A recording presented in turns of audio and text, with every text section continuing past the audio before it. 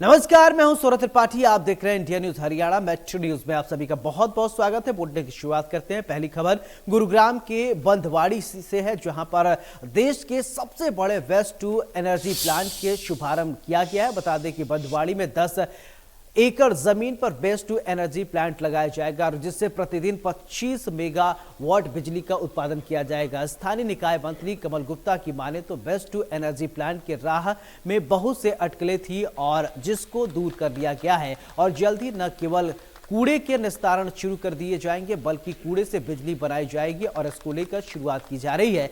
बता दें कि बंधवाड़ी में प्लांट में फरीदाबाद और गुरुग्राम के घरों से डोर टू डोर कलेक्शन कर तकरीबन 2100 टन कूड़ा प्रतिदिन लाया जा रहा था, लेकिन कूड़े का निस्तारण न होने के चलते कूड़े के अंबार लग रहे थे, या यूं कहें कि पहाड़ लगना शुरू हो गया था, जिसको लेकर एनजीटी ने भी नगर निगम को फटकार लगाई। और इस मामले में जब तलब किया गया, निकाय मंत्री कमल गुप्ता की माने तो कूड़े के निस्तारण के बाद इसे कूड़े से खाद बनाई जाएगी और इसी कूड़े से बिजली और विदेश के तर्ज पर सड़कों में इसका इस्तेमाल किया जाएगा और इसको लेकर पूरी प्लानिंग की जा रही है।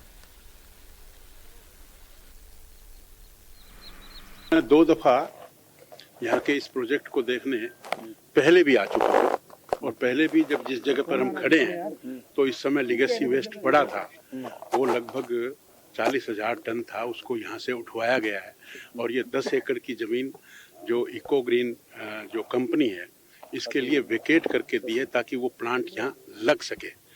मैं समझता हूँ कि सबसे पहले तो मैं आपके इन सभी चैनल्स के माध्यम से सभी व्यूअर्स को प्रणाम करता हूँ, नमस्कार करता हूँ, उनका अभिनंदन और अभिवादन और आप सबका भी करता हूँ। और जब से हमें जिम्मेवारी मिली तो हमने भी एक नारा दिया, साफ सिटी सेफ सिटी, क्योंकि शहरी मंत्रालय की जिम्मेवारी मिली तो हमने भी कहा कि साफ सिटी सेफ सिटी।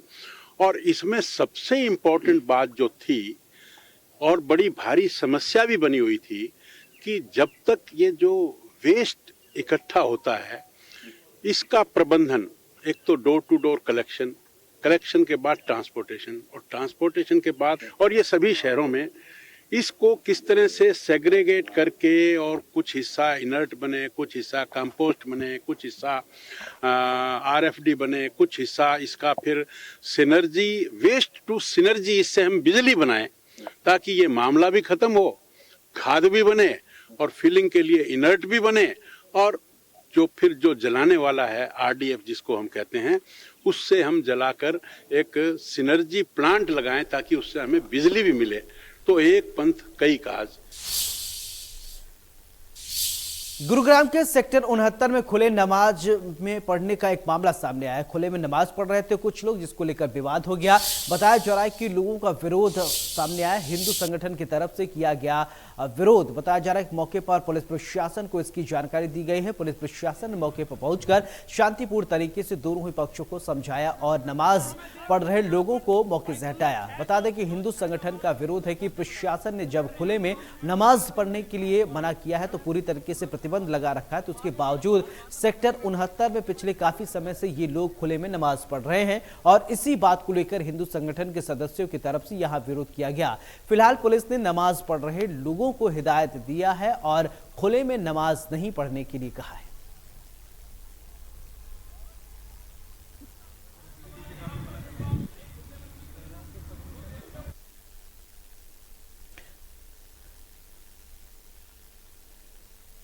तो आपको बता दें, वही हिंदू संगठन की तरफ से साफ कर दिया गया है कि अगर फिर से यहां नमाज पढ़ी गई तो बड़े स्तर पर इसका विरोध किया जाएगा। 2 तस्वीरें अलग अलग आपके टेलीविजन स्क्रीन पर हम आपको दिखा रहे हैं।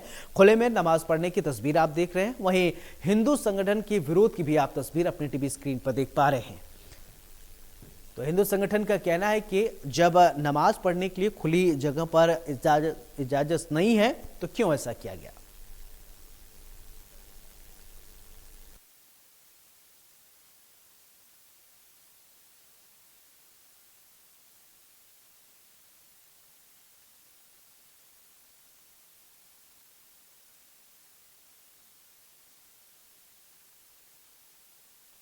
नमाज पढ़ने को लेकर जब हिंदू संगठन ने जब देखा तो वहां पर कुछ लोग खुले में नमाज पढ़ रहे थे और उसके बाद उनका विरोध देखने को मिला। अब इस पूरे घटनाक्रम के बारे में पुलिस को भी जानकारी दी गई। मौके पर पुलिस पहुंची और दोनों पक्षों को समझाया। तो एक बड़ी खबर आ रही है आपके टेलीविजन स्क्रीन पर। आपको बता दें, हरियाणा में कोरोना से बचाव की तैयारियां की जा रही हैं। 27 दिसंबर हरियाणा में होगा मॉक ड्रिल। बड़ी जानकारी आपके टेलीविजन स्क्रीन पर हम आपको बता रहे हैं, कोरोना से बचाव को लेकर होगी मॉक ड्रिल। ये बड़ी जानकारी आ रही है। बता दें कि स्वास्थ्य मंत्री अनिल विज ने जानकारी दी है। तो जिस तरीके से लगातार कोरोना के मामले बढ़ रहे हैं, उसको लेकर अब सरकार की तरफ से ये पूरी कोशिश की जा रही है कि प्रदेश में इसको फैलने से रोका जाए। अब दरअसल अगर भारत की बात करें तो भारत में अभी इतने कोरोना के मामले नहीं है जितना अन्य देशों में, जैसे जापान, चीन, इन देशों में कोरोना की स्थिति बहुत खराब हो गई है। लेकिन इससे पहले कुछ देश में अपने गड़बड़ हो, उससे पहले भारत सरकार ये चेत ली है और भारत सरकार ने अपने स्वास्थ्य मंत्रियों से बातचीत की, वीडियो कॉन्फ्रेंसिंग के जरिए वर्चुअली बातचीत हुई। उसके बाद तमाम राज्य अपने अपने पैरामीटर पे काम करना शुरू कर दिए। वहीं हरियाणा की बात करें तो हरियाणा पूरी तरीके से तैयार है। एक और बड़ी खबर आपको बता दें कि हरियाणा सरकार ने कैंसर पीड़ितों के प्रति मानवता दिखाई है। बताया जा रहा है कि कैंसर पीड़ितों को मिलेगी 2500 रुपए की मासिक पेंशन। बड़ी जानकारी आपको बता रहे हैं कि स्टेज 3, स्टेज 4 में कैंसर पीड़ितों को मिलेगी मासिक पेंशन।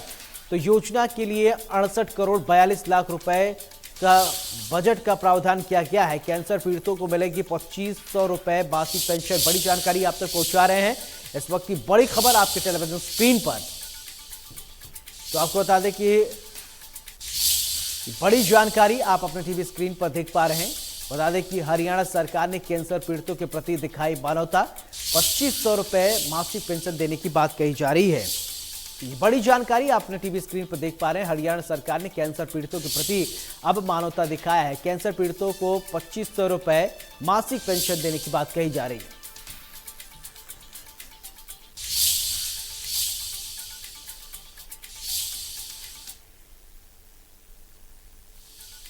उधर गुरुग्राम में ठेकेदारों और निगम कमिश्नर मुकेश आहूजा के घर का घेराव किया है। ठेकेदारों का आरोप है कि पिछले कई महीनों से उनकी फाइलों पर कार्रवाई नहीं हो रही है। साथ ही उन्होंने निगम कमिश्नर पर मिलने का समय तक नहीं देने का आरोप लगाया है। उन्होंने कहा कि निगम में भ्रष्टाचार के लिए उन्होंने कई बार शिकायत की है, भ्रष्टाचार है, लेकिन निगम कमिश्नर कोई कार्रवाई नहीं कर रहे हैं।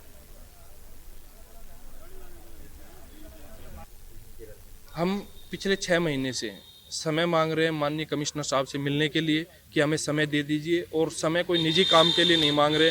हमारी ठेकेदारों की जो हमारी समस्याएं हैं उनको लेके हम कमिश्नर साहब से अवगत कराना चाहते हैं, क्योंकि उनका समाधान कमिश्नर साहब के पास ही है। और पिछले 6 महीने से लगातार समय मांगने के बाद भी कमिश्नर साहब हमें समय नहीं दे रहे मिलने के लिए। हम सभी जो हमारी समस्याएं हैं, ठेकेदारों को आमतौर पर समस्याएं आती है, पावर डेलीगेट करनी चाहिए कमिश्नर साहब को, क्योंकि कहीं ना कहीं इनसे फाइलें, मैं कहता हूं पिछले 6 महीने से आप फाइलों का रिकॉर्ड उठा के देख लीजिए, कमिश्नर साहब की आईडी पे कितनी फाइलें पेंडिंग पड़ी होगी, जो कि ये करते ही नहीं है। और हमारी समस्याएं, अब पीछे सरकार ने तो रूल ला दिया कि 18% GST हम ठेकेदारों को पे करनी होगी, परंतु मैं मानता हूं कि हमारे उसमें HSR में आज भी 12% GST, 6% GST हम एक्स्ट्रा पे करेंगे। उसका समाधान भी कमिश्नर साहब यहाँ बैठ के करेंगे, न तो उस चीज़ पे हमारी सुनवाई करते हैं। हमारी सिक्योरिटी जो है 3 महीने बाद हमारी रिलीज हो जानी चाहिए, परफॉर्मेंस सिक्योरिटी जो हमारी रिलीज हो जानी चाहिए। हमारा पैसा है वो हम ही पैसा देते हैं और उसके लिए हमें ही चक्कर काटना पड़ता है। उधर गुरुग्राम में Mrs India 1 in a million 2022 fashion show का आयोजन किया गया, जिसमें देश के विभिन्न राज्यों से 58 प्रतिभागी महिलाओं ने हिस्सा लिया। इसमें Snehal Mrs India 1 in a million में गोल्ड कैटेगरी में विजेता रही और मिसेस इंडिया 1A मिलियन एक सौंदर्य प्रतियोगिता देश की सभी विवाहित महिलाओं को पूरी तरीके से समर्पित है, जिसे विशेष रूप से इसकी 3 श्रेणियां हैं, प्लैटिनम और गोल्ड और क्लासिक के साथ डिजाइन किया गया। वहीं इस फैशन शो में हिस्सा लेने वाले प्रतिभागियों का कहना है कि ये एक प्रतियोगिता जो महिलाओं की आत्म छवि और आत्मविश्वास को ही नहीं बढ़ाती है, ये एक महिला की गरिमा, शिष्टता और मौलिकता पर भी जोर देती है। और इस प्रतियोगिता का उद्देश्य केवल एक विजेता खोजना नहीं है, बल्कि महिलाओं को ये दिखाना है कि वे सभी विजेता हैं। एक ऐसा मंच प्रदान करता है जहां महिलाएं आगे आ सकें और अपने सपनों को हकीकत में बदल सकें।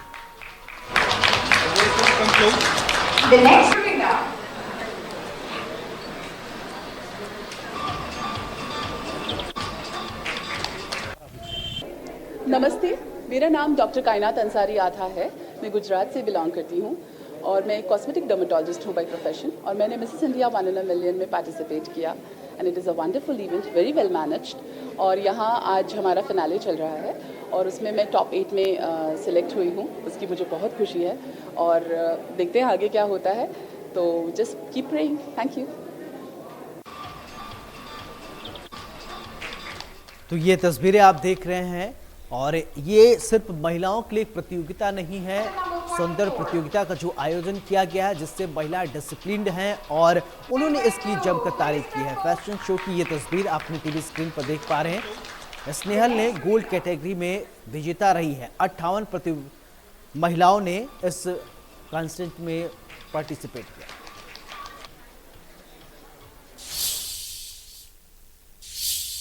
उधर हरियाणा में राहुल गांधी की भारत जोड़ो यात्रा तीसरे दिन फरीदाबाद पहुंची, जहां पर भारत जोड़ो यात्रा का जोरदार स्वागत किया गया। बता दें कि राहुल गांधी ने बड़खल में जनसभा को संबोधित किया और इस दौरान उन्होंने बीजेपी आरएसएस पर जमकर हमला बोला। उन्होंने कहा कि यात्रा से बीजेपी डर गई है, तभी तो कोरोना का बहाना लगाकर यात्रा को रोकने की कोशिश की जा रही है।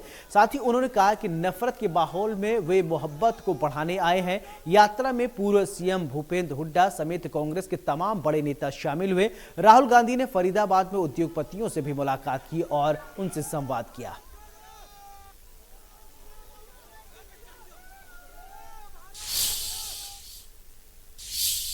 राहुल गांधी की भारत जोड़ो यात्रा लगातार जारी है। फरीदाबाद में भारत जोड़ो यात्रा का भव्य तरीके से स्वागत किया गया। यात्रा के दौरान कांग्रेस के राष्ट्रीय प्रवक्ता रणदीप सुरजेवाला ने इंडिया न्यूज से खास बातचीत की। क्या कुछ उन्होंने कहा, आइए आपको सुनवाते हैं। राहुल गांधी की भारत जोड़ो यात्रा आज फरीदाबाद में थी और उनकी तरफ से संबोधन एक नुक्कड़ सभा में दिया गया था। उसके बाद में हमारे साथ में रणदीप सुरजेवाला हैं जो राष्ट्रीय प्रवक्ता हैं कांग्रेस के, उनसे बात कर लेते हैं। सर, संबोधन राहुल गांधी का हुआ, फरीदाबाद का भी जिक्र हुआ, हरियाणा का भी हुआ, देश का भी जिक्र हुआ, कैसे देखते हैं उनके संबोधन को? ये लड़ाई व्यक्तियों के खिलाफ नहीं, संस्थाओं के खिलाफ है। ये लड़ाई सरकार बदलने की नहीं, व्यवस्था बदलने की है राहुल गांधी जी की। ये लड़ाई बेरोजगारी के खिलाफ है, कमर तोड़ महंगाई के खिलाफ है, नफरत के खिलाफ है। आप बताइए, अगर 400 का सिलेंडर 1200 रुपये का हो गया तो वो तो हिंदू को भी खरीदना पड़ता है, मुसलमान को भी, सिख को भी, ईसाई को भी, दलित को भी, अमीर को भी। अगर 200 रुपया लीटर खाने का तेल हो गया, 100 से 150 रुपया किलो दाल हो गई तो मुसलमान भी खरीदेगा, हिंदू भी। सच बात यह है कि इस देश को लूटा जा रहा है, चंद उद्योगपतियों के हाथ में दे दिया गया है। हिंदू मुसलमान, जाट गैर जाट, गुजर गैर गुजर, अगड़ा पिछड़ा, ये राजनीति करवा के देश बंट रहा है और ये जंग का ऐलान है उसके खिलाफ। भाजपा कहती है कि नफरत को अगर हटाना है तो कांग्रेस से हटाएं, क्योंकि नेता उनके छोड़कर जाते रहे हैं पहले से ही। 2 लोकसभा के चुनाव 14 के 19 के, उसमें रसातल में कांग्रेस चली गई, इसलिए कांग्रेस को जोड़ने की पहले जरूरत है। मैं आपके चैनल के दर्शकों से पूछता हूँ, 30-30, 40-40 करोड़ रुपया देकर MLA खरीदने से क्या नफरत मिट जाएगी? 30-40 करोड़ रुपया आया कहाँ से MLA MP खरीदने का? ये दर्शाता है कि काला धन जो लोगों को लूट के इकट्ठा किया जा रहा है, उससे प्रजातंत्र का चीरहरण हो रहा है। इस व्यवस्था को बदलने के लिए राहुल गांधी जी और हम सब लड़ाई लड़ रहे हैं। धन्यवाद। हरियाणा गृह प्रदेश है आपका, किस तरह से देख रहे हैं जो हरियाणा में राहुल गांधी का स्वागत हुआ है और आप खुद स्वागत के दौरान थे? हम राहुल जी का स्वागत करने नहीं आए, हम राहुल जी के मन से अपना मन जोड़ने आए हैं। ये मेरी माँ खड़ी हैं, मेरी बहनें खड़ी हैं छोटी, इनसे पूछिए, छोटे भाई खड़े हैं, इनसे पूछिए। व्यवस्था बदलनी है। खट्टर साहब नौकरियां बेचते हैं, महंगाई लोगों का घर तोड़ती है और नफरत जो है वो समाज तोड़ती है। इन सबको तोड़ने की लड़ाई, खत्म करने की लड़ाई है। ये थे हमारे साथ में रणदीप सुरजेवाला जो राष्ट्रीय प्रवक्ता है कांग्रेस के। उनका साफ तौर से कहना है कि ये लड़ाई व्यक्तिगत नहीं है, व्यवस्था परिवर्तन की लड़ाई है और उसमें कांग्रेस लगी हुई है। फरीदाबाद से देवेंद्र कौशिक, इंडिया न्यूज। वहीं फरीदाबाद में पूर्व सीएम भूपेंद्र हुड्डा ने इंडिया न्यूज हरियाणा के साथ खास बातचीत में कहा कि यात्रा को भारी समर्थन मिल रहा है। उन्होंने कहा कि महंगाई और बेरोजगारी से हर वर्ग के लोग त्रस्त हैं और राहुल गांधी लोगों की आवाज बनकर उभरे हैं। यात्रा में पहुंचे हैं, उनसे बात कर लेते हैं। सर यात्रा फरीदाबाद पहुंच चुकी है, 3 दिन हरियाणा में हो चुके हैं, क्या कहेंगे? बहुत तगड़ा जो है समर्थन मिल रहा है, रिस्पॉन्स बहुत तगड़ा है। हर वर्ग से लोग जो है बहुत उमड़ के आ रहे हैं, क्योंकि ये जो मुद्दे हैं महंगाई का, बेरोजगारी का, उससे हर व्यक्ति त्रस्त है उससे। इस यात्रा को कांग्रेस की विचारधारा से जोड़ के देखा जा सकता है? नहीं, कांग्रेस की विचारधारा देश के हित में, और राहुल जी ने जो महंगाई के और इसके खिलाफ उठाए हैं, तो उन लोगों की आवाज बन के उभरे हैं ऊपर। सर एक सवाल, विधानसभा सत्र शुरू होने वाला है, उसको लेकर है, किस तरह के मुद्दे विधानसभा में उठाने वाले हैं आप? बिल्कुल, देखिए भूपेंद्र सिंह हुड्डा है हमारे साथ में, जिनकी तरफ से साफ कहा गया है कि कांग्रेस की विचारधारा के साथ में भारत जोड़ो यात्रा आगे बढ़ रही है और काफी उत्साह इस यात्रा को लेकर हम लोगों में दिखाई दे रहा है। फरीदाबाद से देवेंद्र कौशिक, इंडिया न्यूज। यात्रा में राहुल गांधी की भारत जोड़ो यात्रा की नुक्कड़ सभा में राहुल गांधी के संबोधन के बाद दीपेंद्र हुड्डा ने फरीदाबाद और हरियाणा की जनता का धन्यवाद करते हुए कहा कि कांग्रेस की लड़ाई महंगाई, भ्रष्टाचार, बेरोजगारी से है। उन्होंने राहुल गांधी के संबोधन को लेकर कहा कि उन्होंने जो कहा वो लोगों के दिलों में उतरता है। फरीदाबाद का राहुल गांधी द्वारा जिक्र करने को लेकर दीपेंद्र हुड्डा ने कहा कि जवाहरलाल नेहरू का सपना था कि फरीदाबाद पूरी दुनिया के मैन्युफैक्चरिंग का हब बने, और इसी का जिक्र करते हुए राहुल गांधी के संबोधन से पता चलता है कि फरीदाबाद के लिए उनकी गहरी सोच है। फरीदाबाद वासियों का बहुत बहुत हार्दिक धन्यवाद आज इतिहास रचने के लिए। भारत जोड़ो यात्रा का जो ऐतिहासिक स्वागत फरीदाबाद में किया गया, वो प्रतीक इस बात का कि हरियाणा की जनता बदलाव चाहती है, भाजपा की नीतियों से त्रस्त हो गई, महंगाई, बेरोजगारी, भ्रष्टाचार से त्रस्त है और कांग्रेस पार्टी की तरफ आशा भरी नजर से देख रही है। लगता है राहुल गांधी के भाषण में जोश था जनता। आज राहुल गांधी जी का वक्तव्य लोगों ने जिस प्यार से, जिस आदर से सुना और उन्होंने जो सारी अपनी बात कही, वो लोगों के दिलों में उतरी है, ऐसा मुझे दिखाई दे रहा है। उन्होंने उसका भी जिक्र किया कि मेड इन फरीदाबाद। ये उन्होंने कहा कि जो पंडित जवाहरलाल नेहरू जी का सपना था कि फरीदाबाद मैन्युफैक्चरिंग पूरी दुनिया का हब बने, देश में नहीं एशिया में और दुनिया में मैन्युफैक्चरिंग के नाम से जाना जाए फरीदाबाद, उस सपने को उन्होंने याद किया। तो इससे पता चलता है राहुल जी फरीदाबाद के बारे में कितनी गहरी सोच रखते हैं। फरीदाबाद